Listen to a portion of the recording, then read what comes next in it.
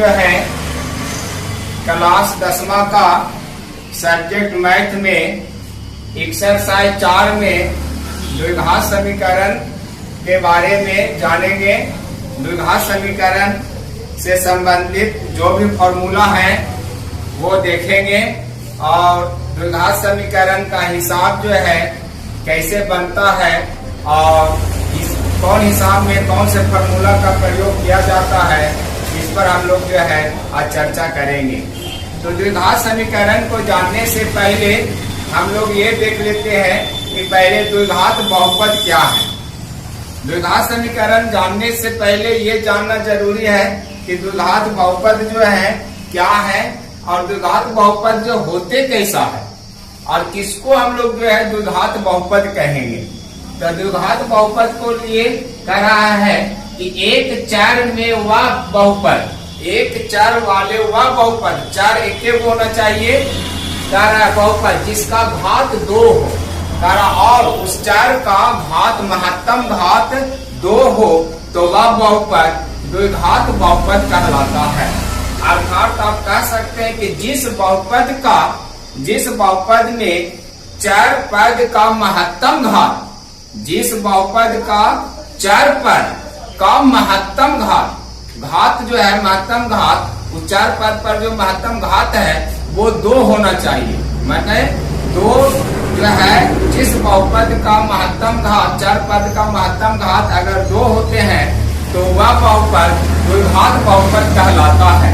अब जैसे में आपका देखिए द्विघात बहुपद का जो है मानक रूप ये होते हैं ax² plus bx plus c। तो यहाँ पर जो है ax² plus bx plus c, इसमें ये दोनों पद हमारा चर पद है और ये वाला जो पद है अचर है। तो ये आपका दोनों चर पद है। तो चर पद में देख रहे हैं इस चर पद का महत्तम घात 1 है, इस चर पद का घात 1 है और इस चर पद का घात 2 है। तो इसमें सबसे महत्तम घात जो है चर पद पर महत्तम घात 2 है, तो इसीलिए ये द्विघात बहुपद है। तो द्विघात बहुपद में जो ये वाला देख रहे हैं a, b और c, तो a, b, c एक वास्तविक संख्या होती है। यहाँ देखिए a, b, c एक वास्तविक संख्या होती है। ये एक संख्या होती है, वास्तविक संख्या के रूप में होती है, परंतु इसमें a जो है स्क्वायर वाला पद जो होते हैं, a स्क्वायर के पद का जो है गुणांक a जो होते हैं, a नॉट इक्वल 0, ये 0 कभी नहीं होना चाहिए। अगर 0 हो जाएगा रहेगा तो फिर वो द्विघात बहुपद नहीं बनेगा, क्योंकि जैसे ये 0 हो जाएगा तो ये पद भी आपका खत्म हो जाएगा। तो खत्म हो जाएगा तो फिर द्विघात बचेगा ही नहीं। तो इसलिए द्विघात बहुपद में x² का गुणांक a नॉट इक्वल 0, मतलब 0 के कभी बराबर नहीं हो सकते। 0 छोड़ के कोई भी संख्या हो सकती है लेकिन 0 नहीं हो सकती है। इसके अलावा b और c भी एक प्रकार के वास्तविक संख्या है। तो हमारा जिस बहुपद का, द्विघात बहुपद कहता है कि जिस बहुपद का चर पद पर महत्तम घात अगर 2 होते हैं तो वह बहुपद द्विघात बहुपद कहलाता है। द्विघात बहुपद में जो आपका a, b, c जो होते हैं, ax² plus bx plus c में जो a, b, c हैं वो तीनों आपका एक वास्तविक संख्या होते हैं, एक प्रकार वास्तविक संख्या रहते हैं। परंतु ये जो होते हैं, ये वाला जो है कभी जो है 0 के बराबर नहीं होना चाहिए, 0 के बराबर नहीं होगा। तो इस तरह से द्विघात बहुपद जो है हम लोग ने देखा कि जिस बहुपद का चर पद पर महत्तम घात अगर 2 होते हैं तो वह बहुपद द्विघात बहुपद कहलाते हैं। जैसे में हम लोग यहाँ पर देखिए लिए हैं 3x² माइनस 5x प्लस 6। तो 3x² यहाँ पर हम लोग जो है लिए हैं 3x² माइनस 5x प्लस 6। तो ये जो है एक द्विघात बहुपद है। द्विघात बहुपद इसलिए है क्योंकि इस बहुपद में ये और ये दोनों पद हमारा चर पद है। अब ये दोनों चर पद हैं और ये हमारा अचर पद है। तो ये चर पद में इस पर जो है पावर 1 है और इस पर पावर 2 है। इसका घात 1 है और इसका घात 2 है। तो महत्तम घात 2 है। तो महत्तम घात 2 है, इसलिए ये द्विघात बहुपद है। तो यहाँ पर जो है इस तरह से हम और भी जो है पहचान कर सकते हैं और बहुपद का भी, जिस चर पद का महत्तम घात 2 रहेंगे तो वो द्विघात बहुपद रहेंगे। और यहाँ ए जो है इसका जो है 3 वैल्यू है, 0 नहीं है। यहाँ पर हमने आपको बताया था कि a नॉट इक्वल 0, तो a नॉट इक्वल 0, यहाँ पर a बराबर 3 है। तो ये है क्या? तो देखिए यहाँ से हमने लिखा है कि ax² plus bx plus c में x² का गुणांक a है। यहाँ पर e जो है x² का गुणांक है, ये वाला b जो है x का गुणांक है और c जो है हमारा अचर पद है। तो a इक्वल टू कितना है? 3 है। यहाँ पर जो है a बराबर 0 नहीं है। तो इस तरह से हमारा 3x² माइनस 5x प्लस 6 एक द्विघात बहुपद है। अब इसी प्रकार से और भी ले सकते हैं, जैसे 7x² और प्लस 9x प्लस 3, तो ये भी द्विघात बहुपद है। ये भी एक द्विघात बहुपद है। कैसे? तो यहाँ पर सबसे पहले जो है देख रहे हैं कि x², यहाँ पर ये चर पद है और ये चर पद है। तो ये दोनों चर पद का महत्तम घात, एरा पर जो घात 1 है, एरा पर घात 2 है, तो महत्तम घात 2 है। तो महत्तम घात 2 है, तो इसलिए द्विघात बहुपद है। और गुणांक x² का गुणांक, x² का गुणांक इक्वल टू a बराबर 7 है, जो कि नॉट इक्वल 0 है। तो इस तरह से ये भी एक द्विघात बहुपद है। तो द्विघात बहुपद हम लोग ने देखा कि जिस बहुपद का चर पद पर महत्तम घात 2 होते हैं और उसका गुणांक 0 नहीं होते हैं, तो वह द्विघात बहुपद कहलाता है। अब हम लोग देखेंगे द्विघात समीकरण। यहाँ पर हम लोग ये समझ गए कि द्विघात बहुपद क्या है।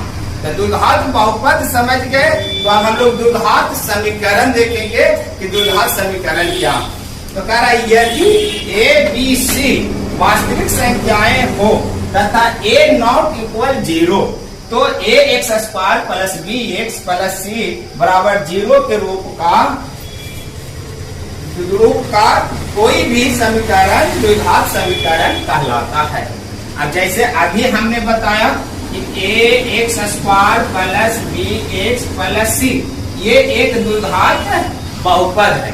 एकरा में a नॉट इक्वल 0 होना चाहिए, मतलब a वाला पद कभी a जो का मान जो है कभी 0 नहीं होना चाहिए। अब जो है इसी को अगर हम 0 के बराबर कर देते हैं, 0 के अगर इस बहुपद को अगर 0 के बराबर कर देते हैं, तो ये हमारा बहुपद से समीकरण में बदल गया। अब इसको हम लोग कह सकते हैं द्विघातीय समीकरण।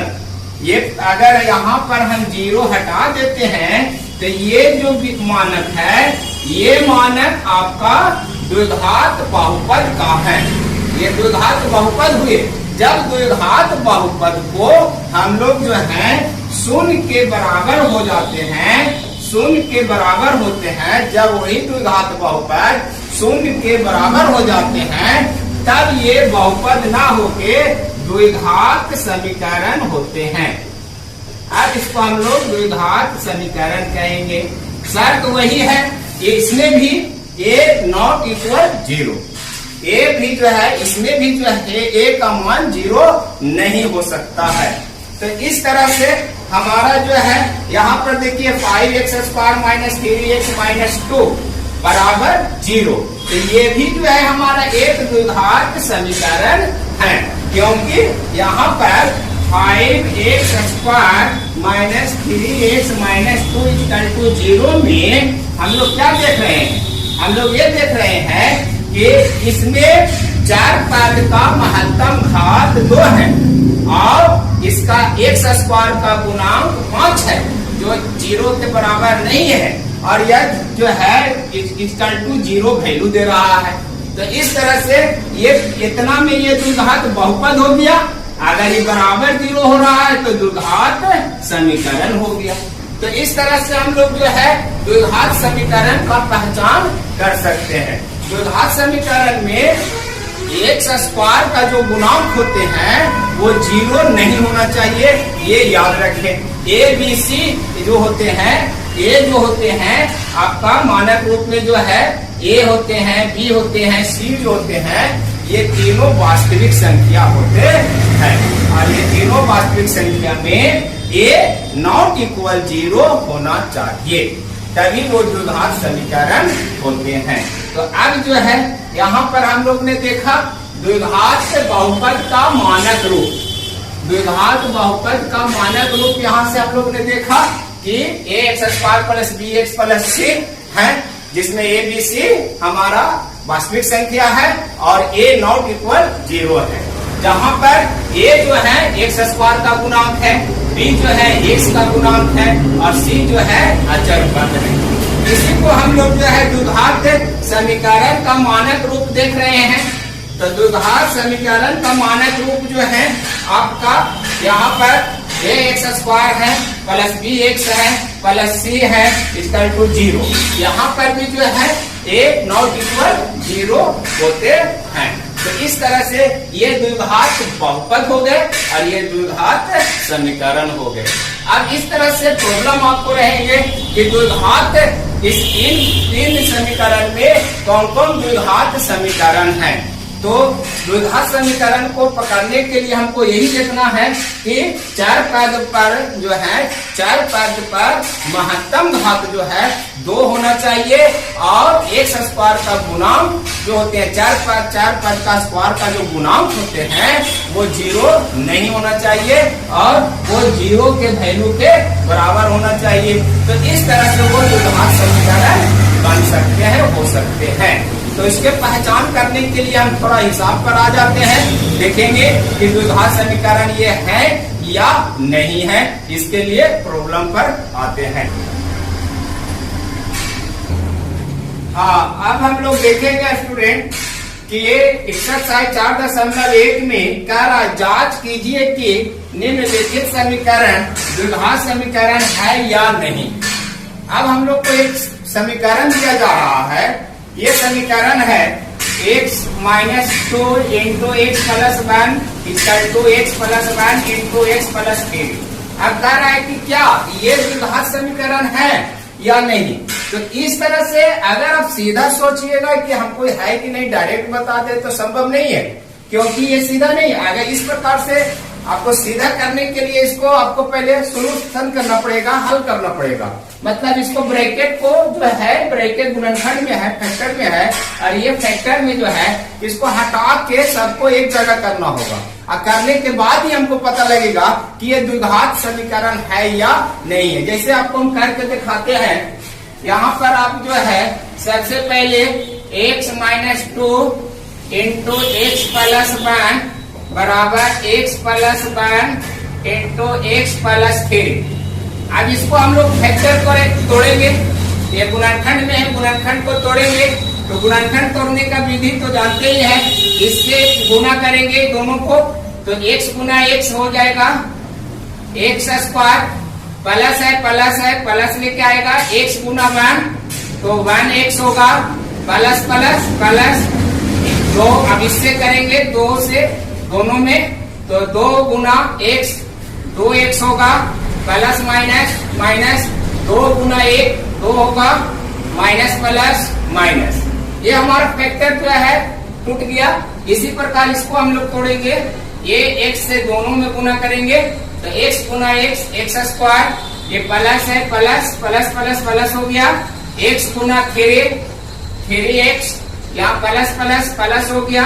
अब इसी प्रकार इससे करेंगे दोनों से तो 1 गुना x 1x हो गया, प्लस प्लस प्लस हो गया, 1 गुना 3 हो गया, प्लस प्लस प्लस। तो इस तरह से इसका भी हम लोग जो है फैक्टर तोड़ दिए। आप लोग को उस तरह से रहेगा, फैक्टर तोड़ना पड़ेगा। अब इसको हम लोग सरियाएंगे, तो सरियाएंगे तो एक्स स्क्वायर, ये यहाँ से 2x में 1x जो है प्लस माइनस घटेगा, तो 1x बचेगा, माइनस वाला पद है, माइनस लेके आएगा, -2 इक्वल टू ये जो है एक्स स्क्वायर, फिर ये भी x है और ये 3x है, 1x है, प्लस प्लस प्लस जुटेगा, तो ये दोनों जोड़ के हो गया 4x, प्लस वाला ज्यादा है, प्लस का लेके चिन्ह आएगा, फिर +3। ये हम लोग जो है दूसरा स्टेप में ये कर दिए। अब सबको हम लोग जो है ये साइड से हमको बराबर की ये साइड में RHS से LHS मतलब राइट साइड से राइट हैंड साइड से लेफ्ट हैंड साइड में हम लोग ले आएंगे। तो जैसे ही हम लोग राइट हैंड साइड से लेफ्ट हैंड साइड में या लेफ्ट हैंड साइड से राइट हैंड साइड में जाते हैं तो चिन्ह जो है चेंज हो जाती है। तो यहाँ पर जो है प्लस है, इधर आ जाएंगे माइनस हो जाएंगे, इधर ये भी आएंगे माइनस हो जाएंगे और ये भी आएंगे तो माइनस हो जाएंगे। तो एक्स स्क्वायर प्लस है इधर आ गया माइनस में, ये है -1x, ये आ गया इधर तो -4x, -2x ये आ गया इधर तो -3 इक्वल टू ये तीनों पद हमारा इधर आ गया है। तो अब जो है उधर कुछ नहीं बचेगा तो 0। अब यहाँ देखिए ये प्लस में है तो ये प्लस माइनस कट जाएगा, यहाँ पर बच गया ये minus minus plus जुटेगा 4x, 5x हो गया, माइनस वाला चिन्ह बड़ा है माइनस लेके आएगा, माइनस माइनस प्लस जुटेगा 3 है तो 5, ये माइनस वाला चिन्ह बड़ा है माइनस लेके आएगा इक्वल टू 0। अब यहाँ देखिए गौर करके कि यह द्विघात समीकरण है नहीं है।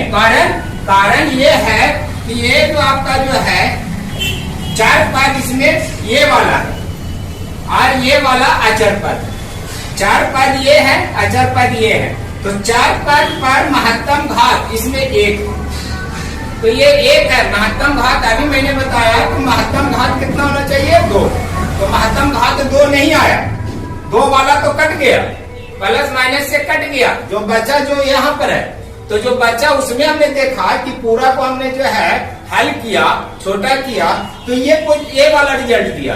तो यहाँ से हमको देखने पर पता लग रहा है कि 4 पद पर महत्तम घात 2 नहीं है बल्कि 1 है। इसका मतलब जो है यह समीकरण द्विघात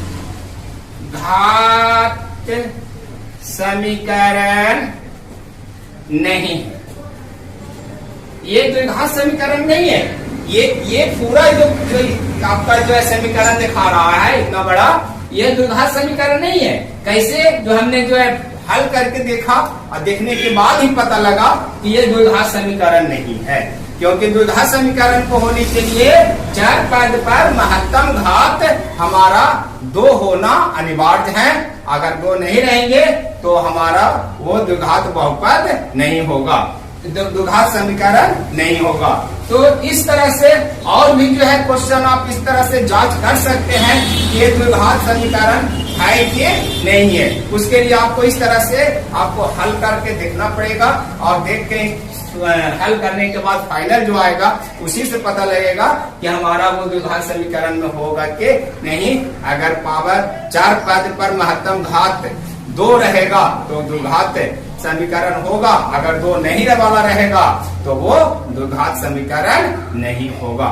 तो इस तरह से इस चैप्टर का और भी क्वेश्चन है आप लोग बना सकते हैं, और अगर किसी तरह का प्रॉब्लम हो तो कमेंट में हम लोग को डाल के आप क्वेश्चन पूछ सकते हैं।